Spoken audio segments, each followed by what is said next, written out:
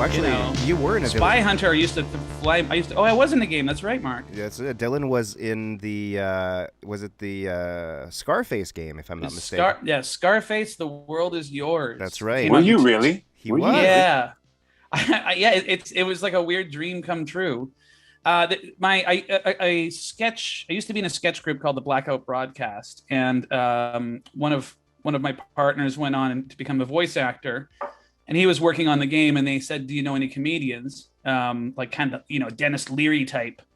They didn't say Bill Hicks type, which I would have preferred, but they went, whatever, sort of in your face, which I was pretty obnoxious back then. And anyway, so he gave them my name, and so they played a.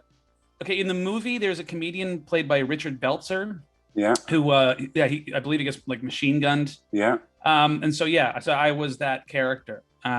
So I basically was the new Richard Belzer. And so they hired me to write 20 minutes of stand-up comedy set in 1981 in Miami. That's awesome, dude. That's awesome. Yeah, it was so great. And I didn't know how to negotiate. And I was like, I don't know, $5,000. They're like, okay, whatever, here. Like, reach in their pocket, just give it to me in change. And it was the most money I'd ever seen. So I immediately went to England and just like blew it all. That's awesome.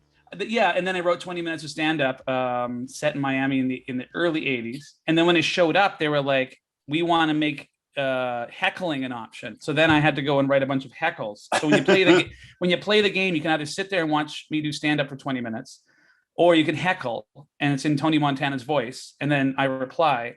And then the coolest thing was the third day, they're like, we're going to make you a combatant. And I didn't know what that meant. And they're like, oh, you're going to fight Tony Montana. Oh my God. And I was like, that's so rad. So they're like, come up with a scenario where like Tony would get into a fight. So I wrote a scene where he just hates the comedy show. And so then he goes backstage. And I was like, can I use a real person's name? And they're like, only if you don't use both names. Richard Lett?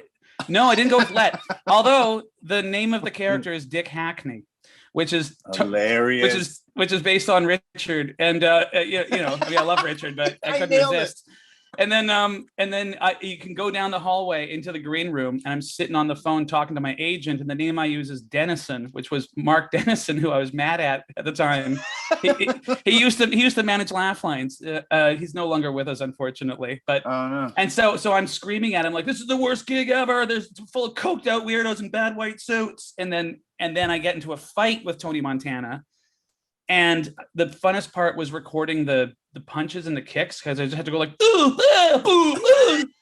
Like, not the face. And then awesome. In the unlikely event that you have no power left and I actually like hit you and Tony Montana dies, what I say is, I can't believe that's how this fight turned out. Or I can't remember what exactly. Like, I can't believe I killed you. That's hilarious. It was the most fun week I've ever had hanging out down there at the I think it was Radical Games. Anyway, but that's the extent of my experience with video games is being in one.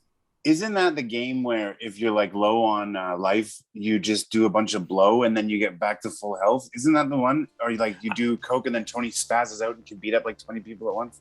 I think so. I can't quite. I can't. There was this. They had this trying to walk this fine line where they were like trying not to promote like violence and drugs, all the while. I know